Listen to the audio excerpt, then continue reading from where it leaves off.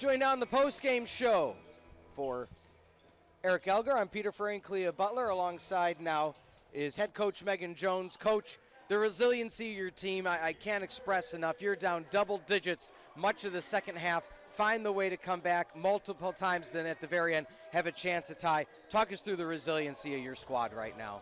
Yeah, I mean, I said I was happy with the fight, that we didn't give up, but the same struggles we've been having every game that we've lost, we just don't put 40 minutes together. And I told them that in the huddle, and that was what we were focused on today. So to not do that is really disappointing, because I feel like everything that we're struggling with, we can control. And we have to be able to have a better mindset to come into every game that we have to put 40 minutes together in order to win. I mean, we have a tough schedule in general. Now, obviously, we go to some non-conference games that don't get any easier. And so this is a tough one to swallow because I think we did it to ourselves a little bit. It seems like for most of the game, just that three-point shot, really difficult. Only one three-pointer going into the fourth quarter.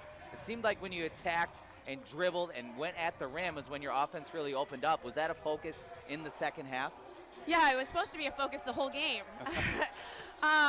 And I think when we do what we're supposed to do, good things can happen. And, I mean, sometimes shots don't fall, and that's okay, but we talked to them about getting to the offensive glass, and we struggled there too. I mean, we only had 1 second chance point, which was Delaney's free throw there at the end.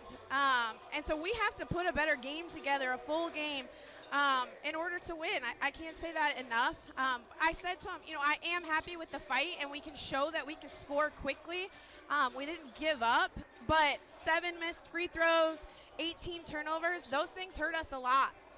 Yeah, and then you're losing the turnover battle most of the game, but then it was when that defense and that full court pressure turned up that you were able to win the turnover battle in the end. I mean, what did you like from that pressure you caused in the second half? Yeah, I think same point that I've been making, we just got to do it more consistently, because once we were doing that, once we were pressuring the ball, that's when shots started to fall. Is that energy has to come from the defensive side. When we're pressuring the ball, making them uncomfortable, good things can happen for us on offense too.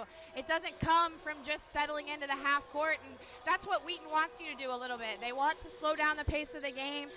We said that to them before, and I don't think we got enough transition points. But we saw good things, but that's what we've seen a lot is like moments of good things. It's about how do we put 40 minutes of good things together.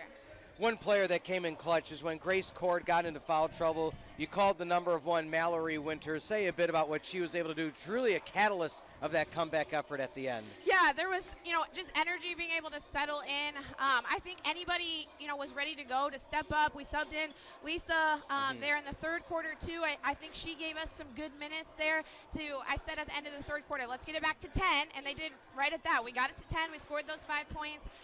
And so people coming off the bench, I think, did a really good job. We just have to lock it in for 40 minutes. And I said to him the other day, I know it feels like I'm saying the same thing over and over, and I am. And I know that's probably frustrating from their perspective.